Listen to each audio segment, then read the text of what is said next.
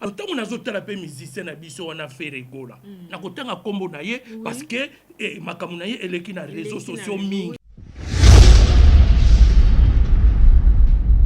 toyebi ba musicien na biso ba koti na kati ya magie noire mingi voilà tokoyi kolongola moko te baza na kati ya magie noire ya kosakana te oyo bazo sacrifier milimo ya bato na ba innocent toyebi makambo nyonso oyo basalaka na kati ya stade de martyr toyebi oyo wera sonya sala toyebi oyo kofi akendaka kopikula toyebi toyebi biloko wana nyonso tu tozo contrôler bango avant ipupa beta toyebi mbule beta ki tracteur eleki epikuli biloko nyonso ake kobeta tomoni bato ndenge bakufaki 11 personnes chiffre 11 chiffre désordre ah bon incomplet désordre 1 plus 1 ça fait 2 satanique le chiffre 2 Soleil News Info Diata Bao. Soleil News Info. Soleil News Info. Oyo ya Soleil Diata. Oyo ya Soleil Diata. Allez, bokota. Mbote mingi na balandi ya Soleil News Info mbote place ezwami bino to pesi bino bambote ebele eza wa bino mama Soleil. En tout cas, j'espère que tout va bien à mabota bisope par la grâce de Dieu, tout va très bien. Nayebi ke vraiment place bozali nayebi ke dio oyo donc dio oyo bolinga romona yango mingi ça fait mikolo ebele bomoni bisote mais tozali donc sur longtemps nzamba osala biso grâce azopesa biso pe mana bomoi. En tout cas toza wana donc naza déjà na invité na nga donc ya représenter kutu te tolingi to sola na elelo voilà ba makambo ezoleka de gauche à droite lelo tolali tolamuki eza boye donc tomoni ba nde komona biso ezanga problème te baproblème ezoleka lelo tolingi toyeba na docteur to kundola parce que boyebi docteur na sagesse azaka nango ameka na koexplike biso na baphénomène oyo tozomona na news oyo tobouge komona biso koto oyo gigola balie tomoni baprophète babimi ya ndenge na ndenge tomoni bato babimi ya ndenge na ndenge. Alors biso pe na kwa na biso to na Soleil News to bino biso pe to meka na kozwa pe docteur comme ça docteur wapiti pe ameka kopesa biso sagesse na ye ameka pe ko expliquer biso to tala nanu makambo yo ndenge ekokende to yoka pe sagesse na ye. En tout cas un grand merci na baladino sa Soleil News et na pesi mbote belé pa ya Teddy Mola donc voilà Teddy Mola mon confrère ndenge moko lobaka ko sangana eleki ko kapana donc on est ensemble. Et merci à toi, Exo Petit mais costaud. Docteur, bonjour. Oui, bonjour, Maman Soleil News. Vraiment, Mikole Belé, hein? Oui, Mikole Belé, il a des moments aussi, il faut se retirer pour mieux s'organiser. Voilà. Et des fois aussi, il faut se retirer pour s'alimenter.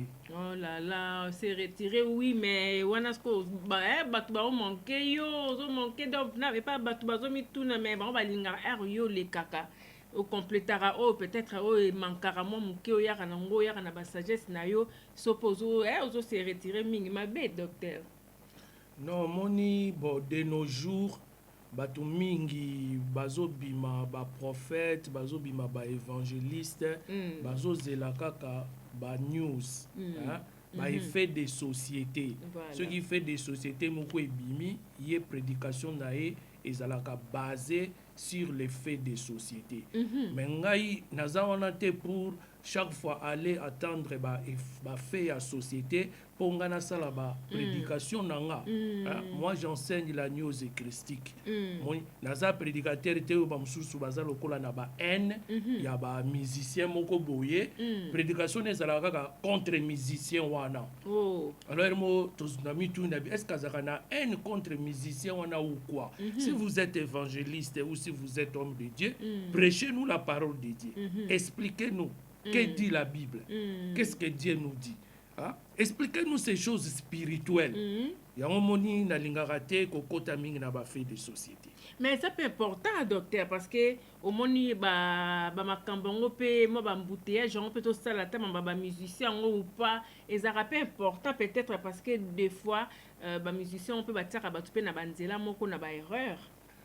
Bon, dans une certaine mesure, hein, mais un bon prédicateur à cause de la figée n'a pas fait des sociétés. Il est venu pour nous prêcher la spiritualité, nous prêcher la Bible. Il faut autant que ça sont des Bibles. Parce que bah, fait des sociétés, il faut faire très attention. Au cours de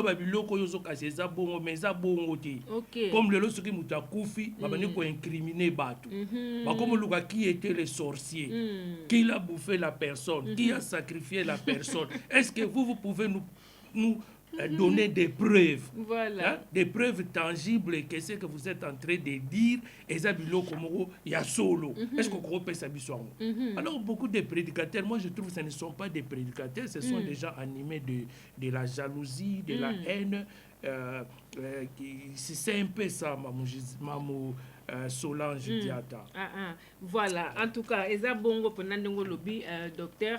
Alors, les lotoyers solo la peine d'un caillou le bureau un prédicateur à cause de la base n'a pas fait société, mais en tout cas, mais quand même intéressé à Rabiso. Tala le lo ondeti le lo vraiment bateau. Total qui te bite, faut te bien un docteur ayana awa. Il y a Almi Kolaxa. Biso nyon sotoyebi qui est docteur Wapiti. Au Betelabiso déjà makamna kalo Betelabiso parcours na tout le monde ayebi. Il y a un autre lingato meko sola na no mon docteur. Bien que ça que usas na makambo na so bima yango mais comme ozalaka kuno koyeba ndenge elekelaka l'autre tout mon musicien na biso fait rigola kufeli leki nae mais esali ba bruit moko ya makasi esali ke ba musu balobi ke yende muta sacrifier leki nae pour la musique et tout ça et puis entre temps tout moni peine de konaye ya mobala leki azo baba babiloko moko ndire zo confirmer makambo à part ça tout mona ki ndeko ya fere wana na église ya pasteur Mukuna na kata église ya pasteur Mukuna pe bazo confirmer que yaya na yo mtasali bo est-ce que poto bandana wana soki na kata église un pasteur akoki ko mona pe ke yo ndongo zo bela boeza ya na yo mtazoli azo boma yo. Merci Mamou Solange. Liboso na bande émission na pesaka d'abord merci mingi na HM créateur pe maître de l'univers na pesaka merci mingi na Wamba Mpungutu Lendo Dieu Père tout puissant ni maweja nangila Dieu de nos ancêtres oya sali to kutana susu lelo na pesaka pe merci mingi na ba téléspectateurs nyonso oyo bakolanda émission pe ko balandaka docteur Pierre Wapiti esika bazaka tabanda kuna bango tika kimia ya Wamba Mpungu ezala na kati ya mitema na bango. Voilà. Bon, pour la mutuna la yo parce que comme la question m'est posée, vous posez une question, nga fonda pe sa réponse et il y a une question na mutuna na yo. Voilà. Bon, au moni Mamou Solange. Dossier ya sorcellerie parce que tout ça relève de la sorcellerie. Hein? Même te parler magie noire, même te parler je ne sais pas de quoi, ça relève toujours de la sorcellerie. Na quand il y a dossier à sorcellerie, to comment on attend au bazalaï ko juger ba dossier à sorcellerie pendant l'époque de l'inquisition ici en Europe, bazalaï ko se référer kaka na victime na accusé. Makamo victime azoloba na oyo accusé azoloba. Voilà. Parce que tant que victime azoloba nazomona songolo mutu alinga liangai. Est-ce qu'il a de preuves tangibles à prouver que ce qu'il est en train d'avancer est vrai? Mais bako tenir nango compte. Comment y atiki batu nyonso azolandelaka ka mutu. Voilà. Mais na kati ya dossier ya sorcellerie faut koyeba bakoki pe ko accuser mutu mususu à tort et à travers par la jalousie, par la haine et la colère qu'on a vis-à-vis de cette personne. Et on l'accuse à tort et à travers d'être un sorcier. Donc nous devons faire très attention tant tozo kota na kati ya domaine wana. C'est pourquoi nazolo bana ba oyo ba koma ba évangéliste ya côté ya kaka ba fait divers kozela kaka soki musicien moko akufi to bango ba salango ba sujet na bango ya ba prédication qui n'est pas correct. Parce que biso nyonso toko kufa vouloir ou pas un jour viendra, nous allons tous y passer. Voilà. Nous allons tous y passer.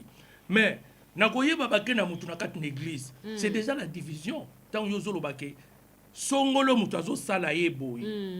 Vous êtes déjà en train de diviser une famille. Voilà. Est-ce que message y a Yehoshua Hamashiach? Est-ce que message y a division? Non. Parce que Bible zolo balabiso, éloigne-toi de celui qui crée les divisions. Éloigne-toi de celui qui crée les divisions. Romains chapitre 16, verset 17. Pourquoi la Bible est que l'on la montre à créer des divisions? Alors, il y a plusieurs formes de créer des divisions. Tant que vous avez une famille à Batolobi, Songolo Mutazo Saleboui. On peut créer déjà division. Ici, qu'à Songolo. Mbala moko azo une étiquette que azali leki ya musicien boy. Musicien wana azali na kati ya succès na ye. Directement ba faux prophète ba osala nini. Ba ko incriminer directement cette personne. Voilà. Ngata una kendeka pa ya ba prophète pour na tester prophète na bomba maka. Na kolobate qui je suis, d'où je viens. Na kolata kutubila balanga ya kitoko te. Na ko kende ndengwana pour natala ce que le prophète là va me révéler. Mais yozo kende déjà zolobake basi ba yebi déjà les informations sont en train de circuler que ozali leki ya mutu boye. Qu'est-ce que vous attendez en retour? Bah faux prophète il faut pas incriminer mutu wana. Voilà. Peut-être bazoko incriminer à tort et à travers. Est-ce que vous comprenez? Parce que pas na biso africain so komi na mbongo. Ceux qui m'ont confié dans la famille, bah on s'arrête. Yo m'ont lié. Voilà. Nga yemo que comme la kinga. Ma grande sœur est décédée après plusieurs années de maladie. Tala na quartier ben incriminé nga. Bali oh yemo tale ki si grande sœur là oh nga na ole sa grande sœur nga pour gagner quoi? Pour gagner quoi? Donc, est-ce que bayebi douleur au ezana katinanga que je suis resté maintenant seul dans cette vie sans un membre de ma famille qu'on a le même sang? Est-ce que bayebi pas si au ezana na motema? Mais regarde les gens ce qu'ils ont commencé à proférer. Alors tant on a zoté la paix musicien na biso on a fait rigola. Na kotanga kombo na ye parce que makamu na ye eleki na réseaux sociaux mingi. Alors tant on a bani kotala epena lobi ah peut-être pe bazo ko accuser à tort et à travers ndenge ngape ba akiza kanga à tort et à travers par rapport au décès de ma grande sœur le 19 mars 2022. On se comprend. Alors comme nga na koti na kati ya gematria te na koti na kati ya urine turine te pona kene ko interroger na kene ko interroger ba oyo bazana mokile bombama. Alors nga na kokota na ba faire wana te pona kene ko confirmer ou na kene ko affirmer que c'est lui qui est l'auteur du décès de son frère. Alors tant que zonga, il faut être juste. Il ne faut pas tenir des jugements téméraires. Des jugements téméraires. Alors que, au yebita mususupende basambi sanga makambo akindo kite. Bon, maintenant qu'une église, je sais très bien que l'église là savait déjà que le frère qu'on nous amène, c'est le petit frère D. Voilà, parce qu'il est déjà lui-même aussi musicien. Oui. Or lui-même les frères nous parle dans des vidéos à Kenana bouddhisme. Azotang la biso babiloko vaike akende déjà na maikari azotang la biso biloko maikari vaike azolo la biso amela makala na melisa kayelikala. Tout ça les gens ne tiennent pas compte que peut-être ma recherche na yemoko qui était mal fondée et que kosala ye retour. Oye pas comment ikoluka azala grand. lui-même est en train de dire ça. Ce n'est pas moi qui le dis. Ouais. Et là, on va tenir dans nos quantités. Que vous connaissez ça la recherche mon sousou, vous connaissez ça la paix mantra mon sousou, ou yo sali paix yango mabe, ou yo paix au choc à retour. Et choc à retour, on attend yango ko beta yo, malamoko nzoto na yo e bani ko souffrir. Il faut maintenant okende et si ka bateau yo pena ba yebi, ndenge nini bakoki ko sala po ba bimisa yo na kati ya ba griffe wana. Ce n'est pas tous les pasteurs qui sont appelés de le faire. Oh, ah bon? Mais pasteur déjà, pasteur déjà docteur, tant azo sambela nzambe na non. Parce qu'il faut y avoir quels sont les dons que vous possédez, quels sont les dons que vous avez. Comment vous avez été introduit dans les ministères, comment vous marchez dans ces ministères. Quand j'ai regardé les photos de ces jeunes hommes, madame on a tellement vu, oh, moi je me suis dit que je suis Koma Kiti. En 1990. Tant que diable linga liangai, na koma ko salani, na zo ko sukola la te, na komi ko la libanda. Na komi ko passer ba nuit dehors, na Kasavubu. Na komi ko ne boso ya bari ya vatavata. Wana vatavata zo régner zo pesa. Côté le makaka boye butu mubimbati tongo. Mais le jour où je suis allé confesser, ma bengi belle-mère nanga de l'époque, asa awana Paris à Koufate. Na moni ke na lobine na zo kufa. Na moni cercueil nanga sacré eza déjà liboso. Mais na lingi na tubela. Po na kufa na kende bien. Parce que totanga qui déjà na kati ya mysticisme que seule la foi chrétienne authentique qui peut protéger une personne contre les forces du mal. La foi chrétienne authentique. Est-ce que avez-vous cette foi-là? Est-ce que faut on ezate ko pom dalati titre ya pasteur? Mami wata bima wa totala soki ba okimati. Soki ba okokangaye. La bengi belle-mère nanga de l'époque. Oui. La femme d'une grande personnalité congolaise qui nous a quittés récemment. Azawana na Paris. Bakufate bazali. Na yebisi vi nanga mobimba. Na lobine maintenant nazo kufa. Cercueil sacré nanga na signaka eza déjà prêt. Lokela nga passer moko na tubela parce que dans le mysticisme nous avons tellement appris que c'est la foi chrétienne authentique qui peut protéger un individu contre les forces du mal. La foi chrétienne authentique. Est-ce que yoza na foi wana? Tala belle-mère nanga tangwa yoki alobi nanga lobi maître makambo yo lobi pasteur na biso esika na sambelaka na Kasavubu akokoka yango te. L'honnêteté spirituelle. Ba passer rebelle basana honnêteté spirituelle te. Ba yelu yoka otalo lobi ka oyo nga penza na kokoka ngote. Je vous dirige vers mon collègue qui a la capacité de vous aider pour vous faire sortir.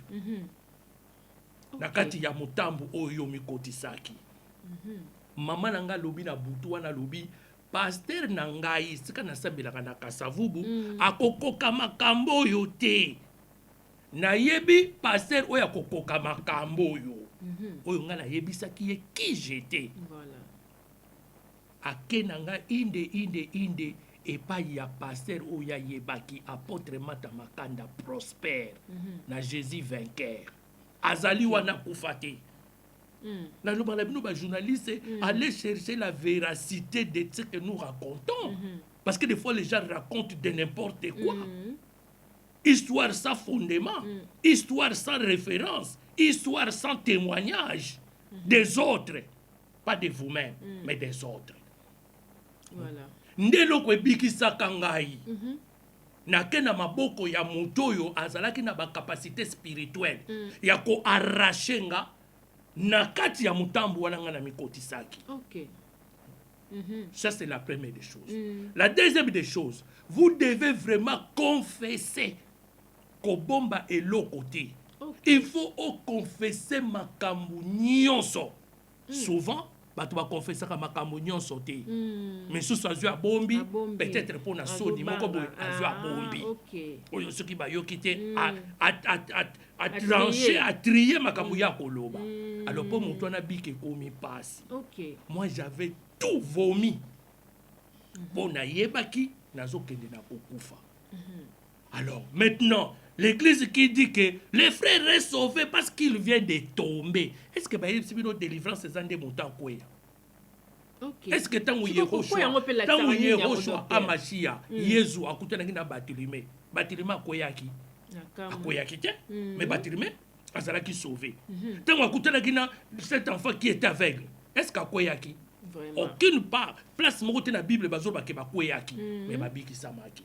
Mais lelo bato bakanisaka soki moto akwei nde moto abikisami soki ntango yokangi moto abikisami mais à la fin de compte moto yango akekufa.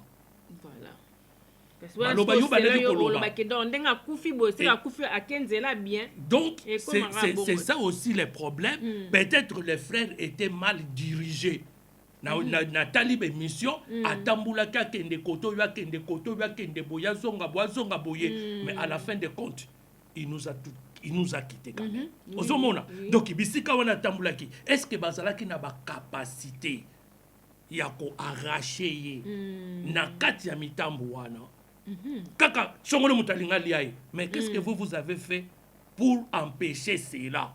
Voilà. Parce que bomoni yango bokoki ko empêcher yango te. Est-ce que tant déjà bokoki ko empêcher yango te? Alors makambo bino bolobela ki biso wana et commis 50-50, donc on croit dans 100%. Donc parce que nous pouvons conclure que Yaya wana alekaki bino na makasi. Voilà. Est-ce que vous comprenez tout ça? Donc nous sommes dans la news christique. Moi je suis un observateur. Un observateur, un conseiller et un éducateur spirituel. Voilà. Tozotala bango makambo ndenge baza kosala. Toyebi ba musicien na biso ba koti na kati ya magie noire mingi. Voilà. Tokoyi kolongola moko te baza na kati ya magie noire ya kosakana te. Oyo bazo sacrifier milimo ya bato na ba innocent. Toyebi makambo nyonso oyo basalaka na kati ya stade de martyrs. Toyebi oyo wera sonya sala toyebi oyo kofia kenaka ko pikula toyebi toyebi biloko wana nyonso tu tozo contrôler bango avant ipupa beta toyebi mbule beta ki tracteur eleki epikuli biloko nyonso ake ko beta tomoni batu ndenge bakufaki 11 personnes chiffre 11 chiffre désordre. Ah bon? Incomplet, désordre. 1 plus 1, ça fait 2. Satanique, le chiffre 2. Vous comprenez?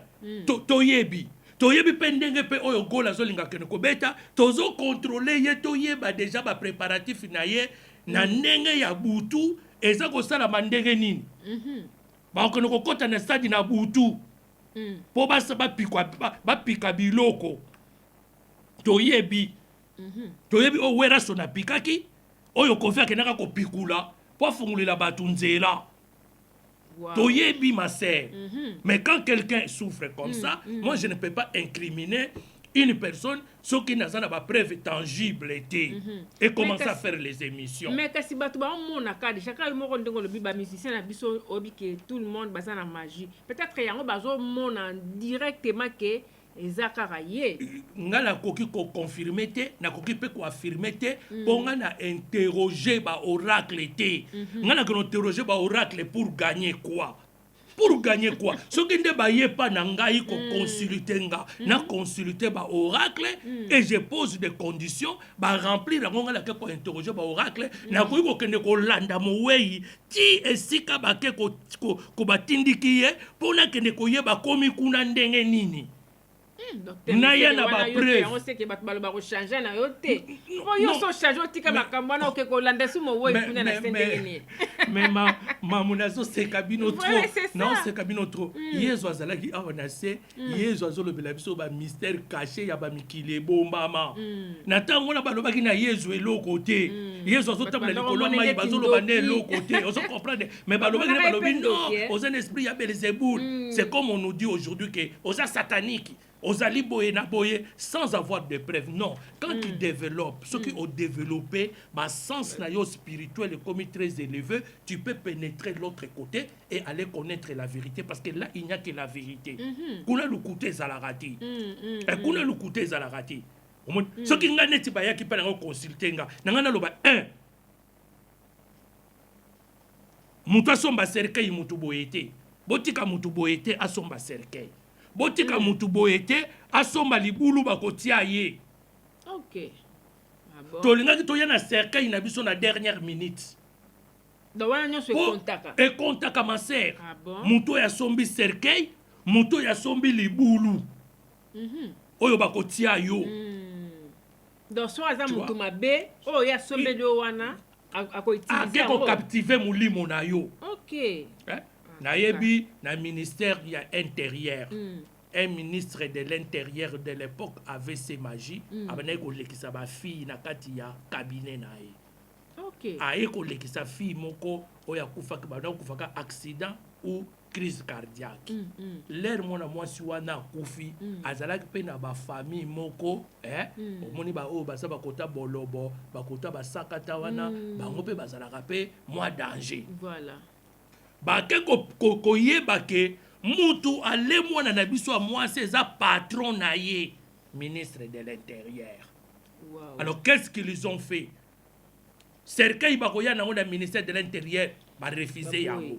Libulu au ministère de l'intérieur a sombaki pona bacha mowei ba refuser yango. OK.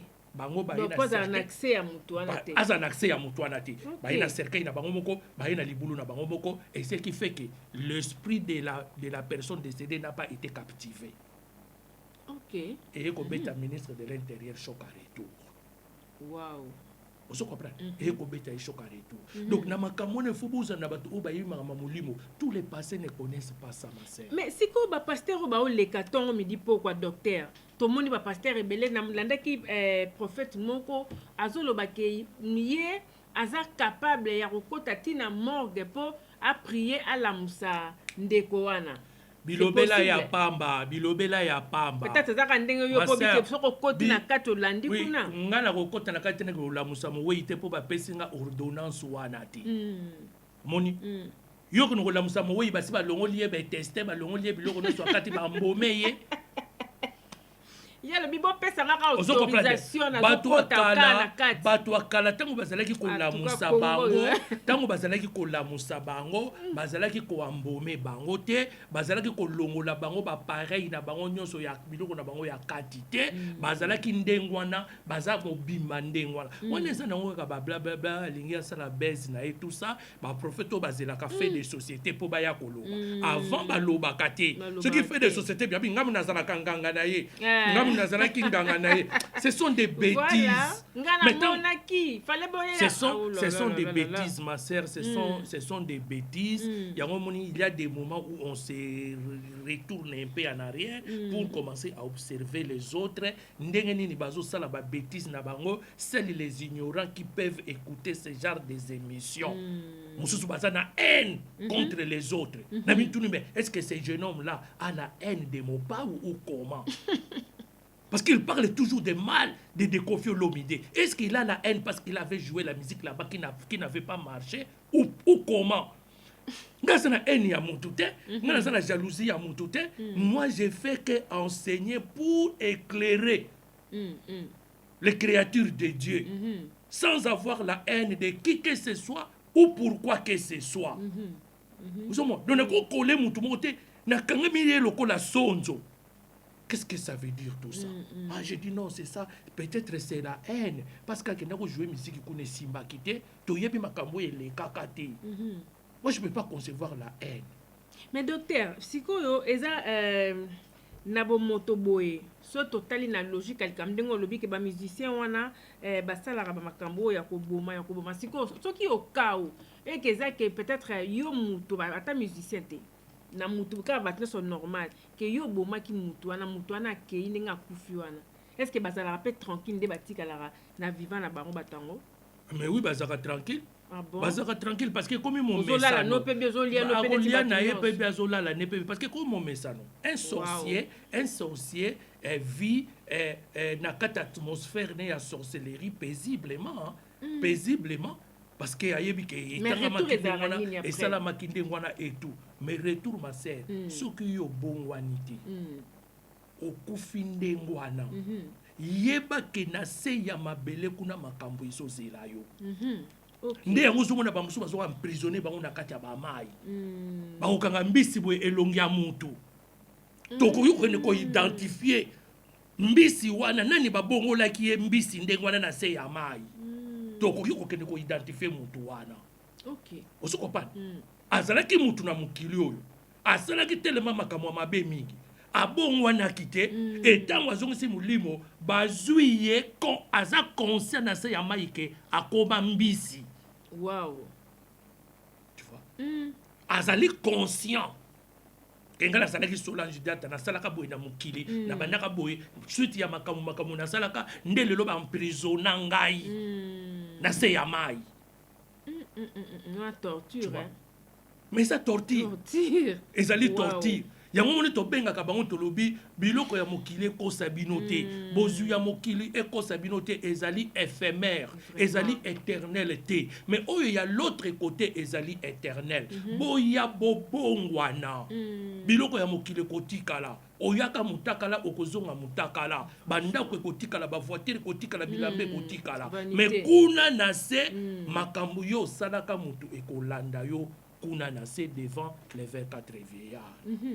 Ça c'est bien. En tout cas, docteur, tout qui est bien à l'émission. Mais si on a évité un phénomène, on y a son dengue yozo mona. Et ça qu'a fait, tom, te comment ça la boye. Parce que même na Congo, on l'autre comme mona, bamboua, ba phénomène bamboua, bamboua, comme ko boma batu, bamboua, comme ko lia, koto bota la boba partout. Et comment ça les mains. On dirait pas makamon que ça la rappelle à Sodome et Gomorrhe, on dirait et comme ko s'est manifesté ma cassia. Merci, Maman Gisèle Louma, parce que nous sommes dirigés par les satanistes, les sorciers. Bato bazo dirigé biso na mboka na ba sorcier. Vous comprenez? Ba sorcier. Ba sataniste. Ah bon? Moni? Mboka mobimba ba indien ba ye. Ba indien ba ye na makambo na bango. Soko ke na Gombe, okomona temple na bango. Batongi temple na bango na Gombe wana kitoko na kati kuna wana ba indien pokene ko oleka kuna kono komona ngo eza mwa pasi batu baleka kuna mingi te batonga penza temple na bango penza efandi ba indien ba pakistanais ba libanais ba chinois baye na magie na bango ya dragon bakotisi na mboka donc babi ke ba jour na bango ba kena bango ko sala prière muta ko kiete bango ezati babi ke za prière na bango azate ni les autorités bazolanda kaka bambongo ya mike bazopesa bango sans même savoir les conséquences qui viendront pour ces pays et pour ces peuples. Voilà. Tango tokolongwa na bango toye susu na bangunza bake na cimetière bake kosala ba cérémonie na ba cimetière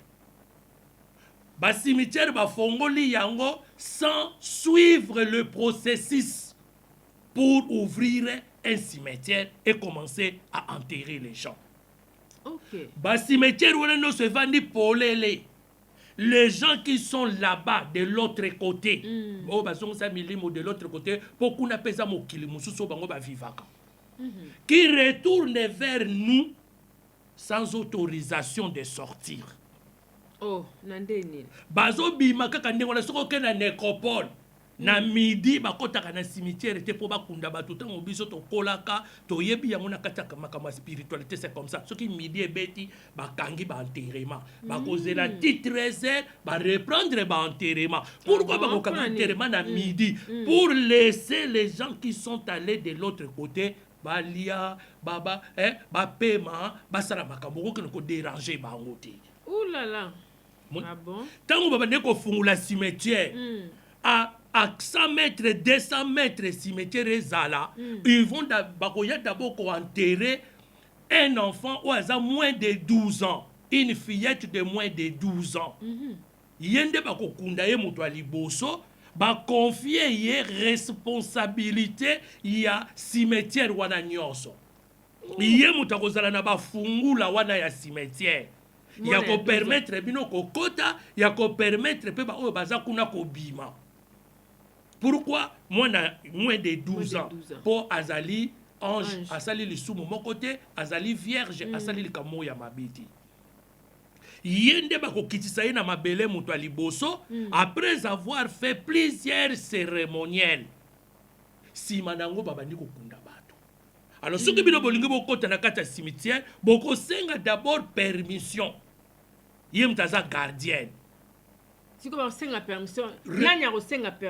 Raison pour laquelle omoni tango Corbière rezoya tala ta onenge bembe ezalaka soki ebembe Corbière rezoya kozwa ebembe ebetaka gyrophare te soki ekoti siko na aveni ebembe ezali ebeti gyrophare mpona koyebisa mowei ke tango ekoki toye kozwa yo tokende kotika yo na mokili oyo ebombama.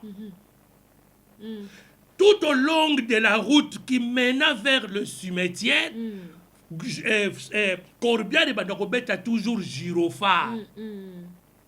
Ce qui va comme une porte ya entrée ya cimetière, chauffeur ya Corbière akobeta gyrophare. Pourquoi kobeta gyrophare? Pour alerter ceux qui sont allés de l'autre côté. Ouvrez-nous la voie parce que nous sommes venus vous amener un moko nde akokota sikoyo basali enterrement. Oko remarqué tangu enterrement sili Corbière ekomi ko quitter cimetière ekobeta gyrophare lisusu te ti ekozonga na garage nango.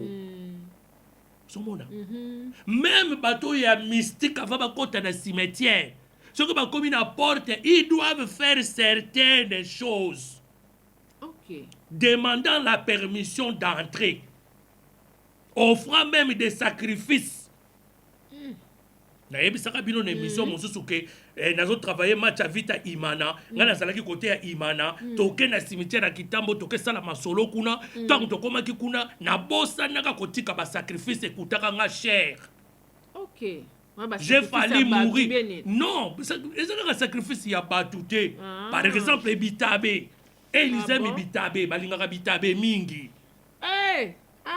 On a occasion de na prison mais les bitabe za comme les bitabe te parce que ça va bloquer son jugement et ko bloquer sortie na ye et ko bloquer dossier na ye biso to yebi biloko wana tango to komi na kata munyefu na kolia bitabe te na kolia pe ngulu te. Même tous autres travailleurs prière pour na mutu azana babisika ndengwana to ko interdire ye alia ka bitabe te alia ka pe ngulu te. On se comprend. Donc, bato kasaka sacrifice na bosana ki komema alors mulimo wana komi ko poursuivre nga et poursuivre kanga penza doki et bibile nga penda en live comme ça tout le monde voyait. Alors c'est pourquoi naïbsaka bato écoutez ceci, écoutez, moi je dis pas pour vous faire peur, ce sont des choses du passé. Naïbsaka bato nabi mais moto okuta kufa uta kina mukile bomba mama wana ndenge nazoloba no boy na omona yedi boso nanga ndenga lataka tout ça ndenga zalaka na panier na ye ya pondu likolo ya motu na venir refuge à Kitambo. On se comprend. Alors akokaka kozwa ngati bongo yo moto za vivant ngana yo to melaka mai ngana yo to tambolaka likolo ya mabele mo ebimelaka biso likolo ya motu yo oza silo kozwa wapiti okoka te po ba o wana barataka yango te il fallait na kene ko représenter la bato kene na jugement po afundaki nga apo tokoko porter yo plainte na mokili ebombama. On se comprend. Non, mon akamuta kele bosa tombo abani kolela papa banda yo kenda tala akiko funda yo na mokili ebombama. Kuna lukute zalakate. Tu vois? Mais ce que docteur au touché point bien. Est-ce que bato basala acte wana il y a pas longtemps na mona ki na réseaux sociaux na moni ba fille moko ba kei ko lia gâteau likola tomba papa na bango. bon papa lelo ezalaki anniversaire na yo tosombi bagâteau yango toye tolia ensemble bazalaki 2 personnes ya na leki bavandi bazolia azozwa gâteau yango azoke kopakola yango na tombo acte wana nayebi te eza bon bango nde bakoyeba pourquoi bazosala yango quelle était leur intention. Quelle était leur intention? bango bakosala yango na sentiment. Oui, quelle était leur mais intention? ce sentiment nango na nsima nango nini retour nango eza nini? Kuna bakendaka kosala n'importe quoi te parce que il y a tellement les esprits baza kotambola oyo bino bozomona bango te baza koyengayenga baza alors ntango yo osali biloko mosusu bongo ntango yo ozobima balandi yo sikoyo na nsima balandi yo ozomona bango te balandi yo yo koti na bango te na kati ya ndako na yo basinstalle ndomonaka moto mosusu akomi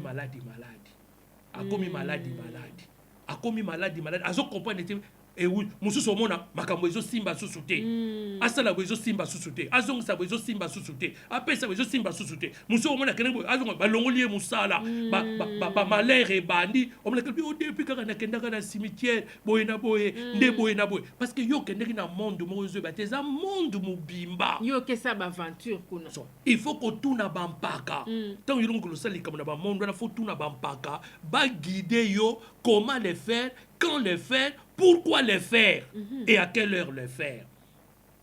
Donc, il y a mon ozo mon atobana ko loba makambo yo. Mais si ko docteur na partout bandai ko loba wana so bazu peut-être moi na moins de 12 ans batie. Si ko après ba kunda parce que bi que so ba fongoli 13h, il faut pas banda ko kunda. Donc aba faut pas bandande ti ko kunda moi na mukena d'abord. Yango to loba tout à l'heure non. Mais si ko yo les lorsqu'on ndenge échanger ni ne sali que échanger que ata midi bokunda ata 11h ata 13h bokunda donc ni ne sali que changement wana eko les gens ne respectent plus rien. Ou va comprendre que eza na makambo les gens ne respectent plus rien. Avant avoir un cimetière c'était un domaine réservé à l'État.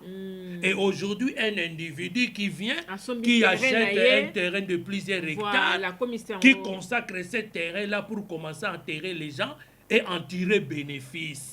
Mboka na biso est un pays fantôme. C'est pourquoi j'ai toujours dit ça que le Congo est devenu un pays fantôme. Une nation qui fait semblant d'exister alors qu'en réalité c'est une nation qui n'existe pas, dirigée par les sorciers.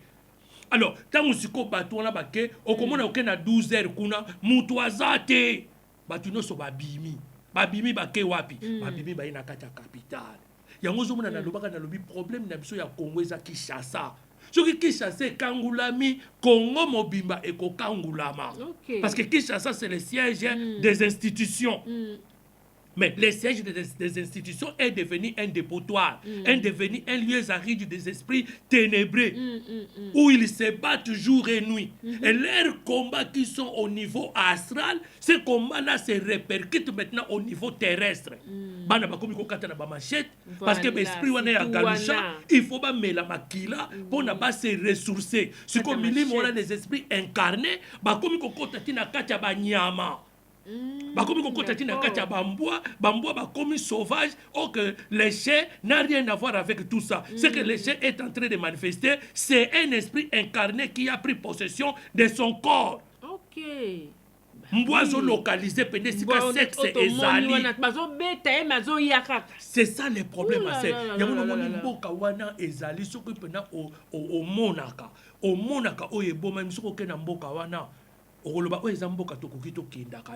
Raison pour laquelle quand nous rentrons ici, nous devenons fatigués. Même au salaire qui est loco, makasi, même l'unité, mais tant qu'on est fatigué, on parce que c'est ça qui y a énergie na yo nyonso. OK. Oui. Yango moni eza mboka kokende. Kinshasa ezali mboka kokende ko umela te. Eza mboka kokende ko umela te parce que e ba no sisio ba énergie na ezoko c'est ce que komi na suka. Yozo continuer kaka ko vanda wana alibani ko infliger ba maladie parce que ozana immunité spirituelle sous-souté ya ko protéger âme na yo. Donc milimo wana ndezo bima. Na ba obazo bwa kala biso na ba indien ba ina ngona kata mangomba na bango. Mangomba one mesana na bamboka na bango tala bamboka na bango ndenge makambo eleka kuna makambo ne komo leke pa na biso ba konjo ya biso kutu spirituellement zéro ba pasteur o ya biso spirituellement zéro ba bi la Bible nous dit mais ils ne connaissent rien de vraie spiritualité. Comment faire pour empêcher toutes ces choses là? Allez, madame kende kotala ndenge parce que en vrai ça qui ndeni docteur au monde atamoni ta ba église monga ne ba église ya Maikari ezalaka po mona ngo ezalaka surtout aka na ba noko na so ndoko vanda ba côté ya ba ipena kati ndi bat ba okende ba malueka kati au mona église wana ba loba au moni zamboyo so côté ngo tina kati ya kana église moko Maikari ezalaka bon mais ban lelo e koma otala boloko ngo atiawa na miso bato lelo ku bata Maikari ba ngo tema na balabala ba komo prêcher église wana eza na zamba ya ndangi ezali Maikari ezali Graal ezali mouvement ya Graal hein eza na zamba ya ndangi kuna tout ça donc Maikari bandaki na limité na motel Fikid première dojo nango tango yaka après longwe na motel Fikid na dojo et komi sikoyo na côté ya cours d'ordre militaire kota Shaumba hein nde sikoyo place dojo na bango sikoyo et komela ba mangomba ya mabe oyo bapaya ba memi na mboka et memeli biso ba esprit na bango na fo ba melaka makila po bazwa énergie ya kosala misala oyo bazosenga bango basala yango ozomona bana wana donc bazali ba esprit incarné tozala ba esprit errant na ba esprit incarné ba esprit errant bazotambulaka boy donc soko akutani na yo na libabe boy akoti na nzoto na yo asalema maosala yango moni salité etondani partout yango moni prostitution etondani partout yango moni ba bar etondani partout eza ko alimenter bango yango moni to comme na ba femme sorcière o kutu kokende même kokota na staff na bango te na lingomba na bango te bakoloka yo. Même les femmes qui étaient sans importance au Congo, on a ba théâtre na pam babandaki ko sala, ba comme na poto ba comme le ba femme moko importante. Je ne comprends pas, les Congolais sont décomplexés. J'ai toujours dit ça, les Congolais sont décomplexés. Il y a un étranger, mais c'est un étranger qui est venu s'enrichir au détriment des peuples congolais et qui vous prennent comme des cons, comme des idiots. Et regardez nos musiciens maintenant, lokola baza ba flatter. Baza ko yemba bato ba kina ko joba $1000, ba kina ko joba $2000. Parce que vous êtes décomplexés. Décomplexés.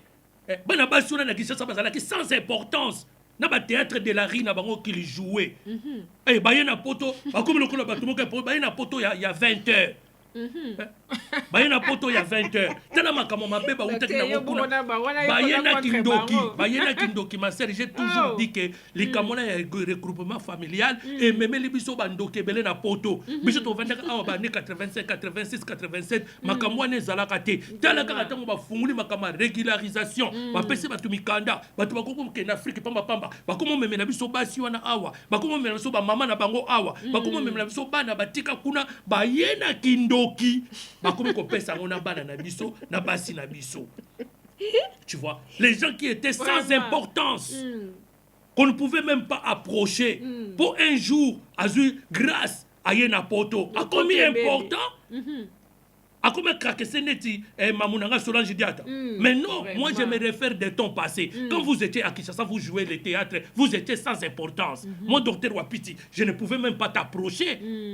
Ce n'est pas parce que vous êtes venu en Europe, au Pakuli va produire au télé comme important. Never. Moi, le docteur Pierre Wapiti, je sais faire la distinction.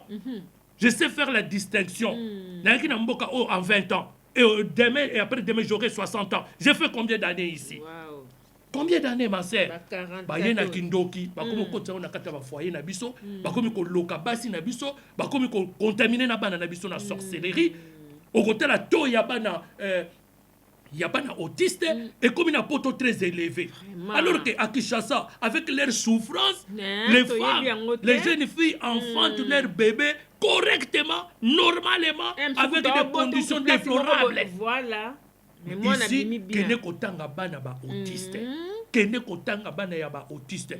Tant que ça la contrôle, tokomona kaka, soit tata mtazana kindoki ya baby si mwana, soit maman mtazana kindoki ya baby si mwana, soit camarade na bango moko azalaka na kindoki moto ayaki kobeta bebe wana biloko lobi bebe akomi autiste. Oui, oui, oui. Parce que 60% des enfants autistes ont été frappés par les esprits démoniaques. Soit et pas ya papa, soit et pas ya maman, soit camarade na bango moko ya entourage.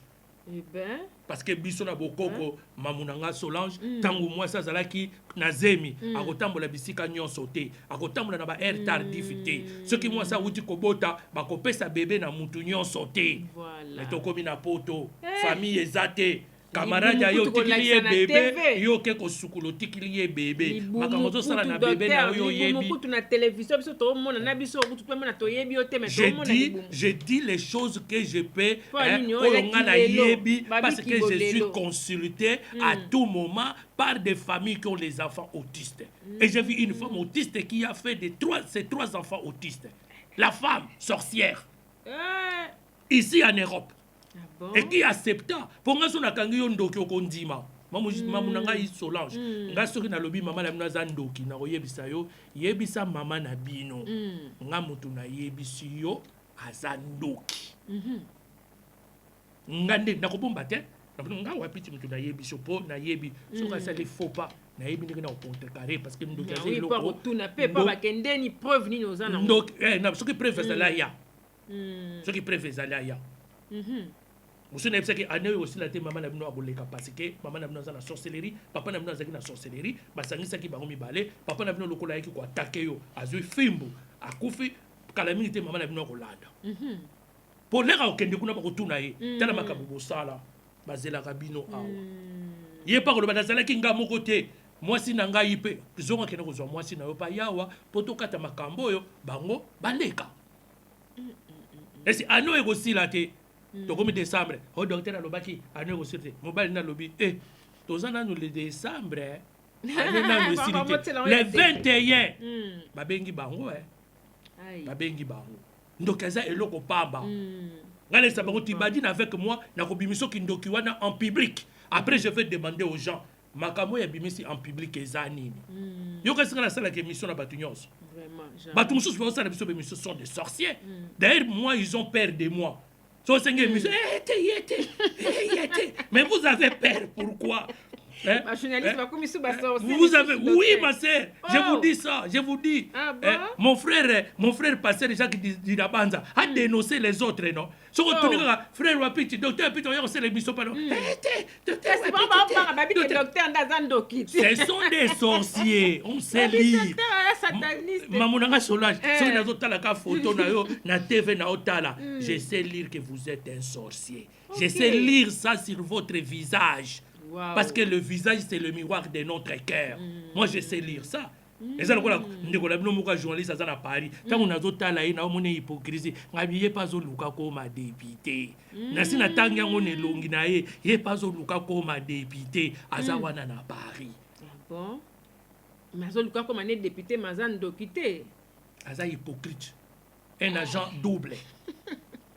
Mutande ngona soka benga na sala émission na okité parce que na commis tout na baye ko piéger nga ou bien ndenge nini parce que c'est un agent double les autres tanga mané longi na les autres tanga mané un agent double. Wow. Et processus na ezali ba propulser yepé akene ko comme député akene comme député na pour aider le pays, non, pour s'enrichir pour son ventre. Mais on est dans un rythme à Congolais. Pour son ventre, c'est un peu ça. Je parle de ce que je maîtrise très bien depuis mon enfance. J'ai fait que la spiritualité. C'est pourquoi j'ai toujours demandé au pasteur, si vous voulez, tout ça là-bas, débat contradictoire. Depuis que j'ai commencé à demander cela, aucun pasteur s'est élevé pour accepter de faire un débat contradictoire par rapport à la Bible, par rapport à la spiritualité avec moi. Mais frère, Moussousou a essayé, Kina Kishasa a essayé.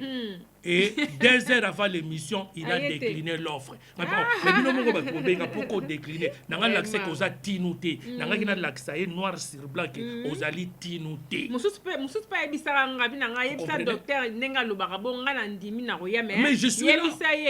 ya na ba livre te po ya memaka ba livre ngana meba omoni livre na bible ngapena na bible mais ya condition comme condition problème exact ngana sala li bible na kati ya na ba livre ko ya na livre te ce qui na na livre c'est pour tirer référence c'est comme un pasteur je ne sais pas qui est en Afrique du Sud je salue Opération Blessing Opération Blessing un pasteur qui est là-bas en Afrique du Sud si c'est Donat Chonda quelqu'un qui dit la vérité Abdul Majid le Tchèque que je donne des salam alaikum là où il est, il dit la vérité à propos d'Abraham, qu'à l'époque d'Abraham, le judaïsme n'existait pas.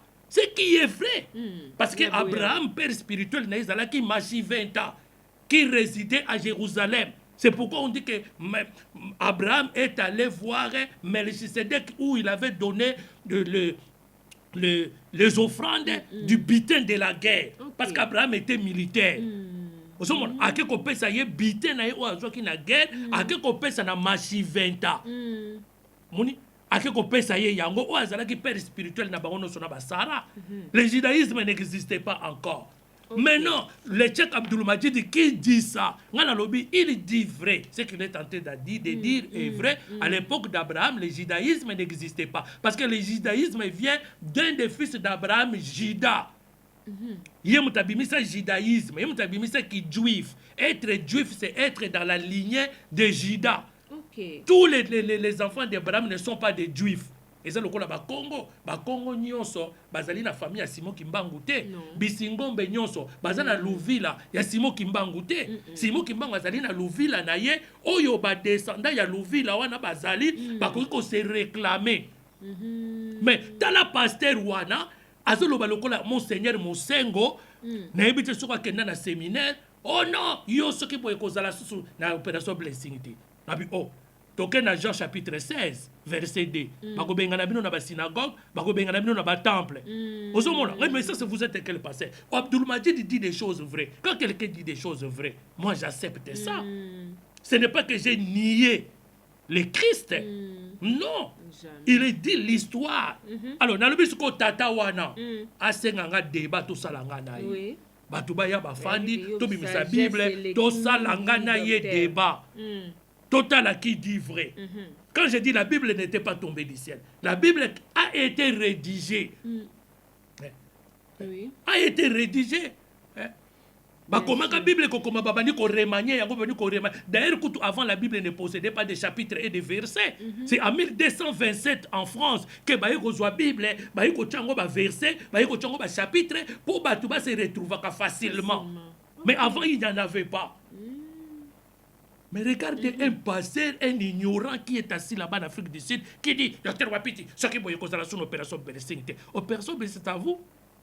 En tout cas. Alors, nous avons dit Jean, Jean, dans chapitre 16, qu'est-ce que Jean nous dit?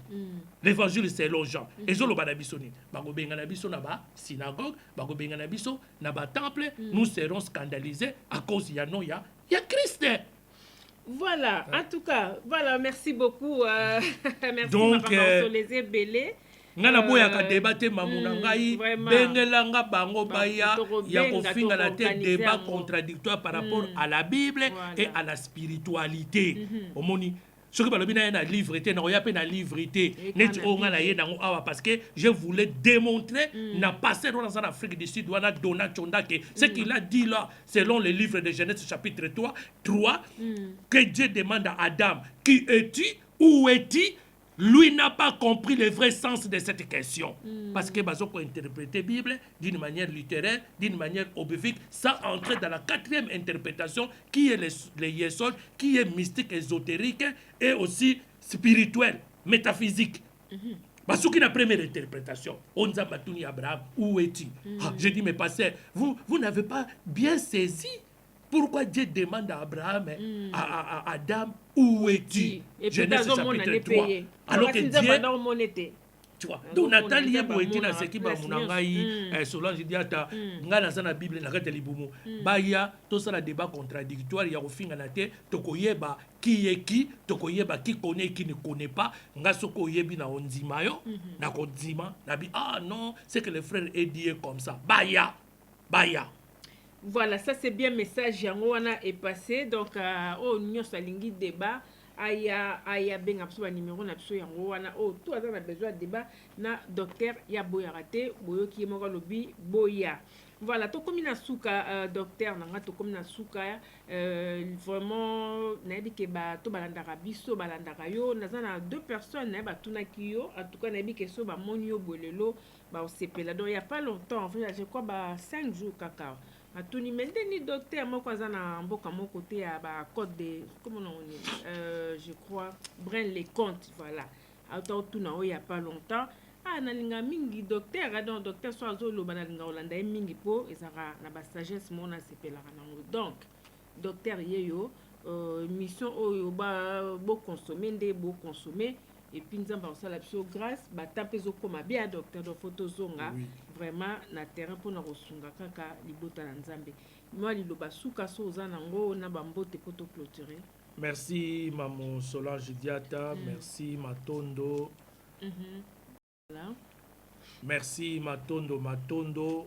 En tout cas nazali ndenge tobandi tokoti oyo tozokende vers la Pentecôte nazali ti fin mai avant nakende Maroc donc tokozala je suis là si vous êtes disponible au Bengingai soko-moni dernièrement là ya quitté parce que j'étais un peu malade en tout cas j'étais un peu malade on ba rendez-vous mosusu na décalaki yango mais maintenant je commence à me rétablir par la grâce de Dieu donc ngana za wana te pona koloba na l'équipe batu non moi je suis entré ya koloba makambo nazo maîtriser makambo nazo maîtriser parce que toute ma vie j'ai fait que ça ya makambo nazo loba to laksa batu 32 voix de la sagesse eza lokola o azana Paris kuna te o azo te ya makambo eza bongo te au moins simbongo na ya ko kabula na mobali te. Est-ce que vous trouvez ça c'est normal? Vous trouvez ça c'est normal? Moi simbongo aganyaka akoko kabula ngona mobali te on azo s'aimer haine. Vous êtes en train de prêcher la haine. Prêcher l'amour, prêcher la compassion. Moi c'est mon kabla mona mbalité. Imaginez ngai siko na vanja na beti bakayu na bolingo nyonso na kena Kishasa na bali yo onyo komi atate na ye na memi yo okomi lelo lobi na memi yo na mairie bapesi yo mukanda na yo lobi okuna siko sala formation to sala formation nga nazo financer au 10 mois diplôme lobi nango kozu musala siko mongo na yo ngano to kabulate alors que tango ba benisaka mariage balobaka que vous êtes que vous êtes ou peut-être que on a sens que pas habité mibale belé na poto ba koma ba gigolo. Il faut savoir quand tant ozoloba il faut oyeba ko argumenter oyeba ko argumenter les kamozoloba ngai tango papa olanga lobi que tous les ba noirs ne sont pas bandoki na telemena ki papa olangi que son âme repose en paix na telemena mais lelo oyo na komi ko pesa papa olangi raison na lobi oui plus de 80% des Congolais sont des sorciers mais le problème il n'a pas démontré il faut démontrer quand vous parlez d'un sujet il faut maintenant démontrer cela pour convaincre Bisso. Mais biloko bazolo non, ça c'est l'évangile social. Avant on appelait l'église pas l'église, on appelait ça temple. Les gens venaient pour être initiés aux choses divines, aux choses spirituelles, pas aux allégations qu'ils sont en train de dire un ignorant qui enseigne d'autres ignorants et d'autres ignorants sont en train d'applaudir. Azote bino haine. Soka wutili wapi na ebité. S'il est venu en Europe à quelle année na yebité. Mais toujours bakaka que non, il y a eu des pasteurs qui faisaient plein à Paris. Aujourd'hui, ils se retrouvent avec des membres.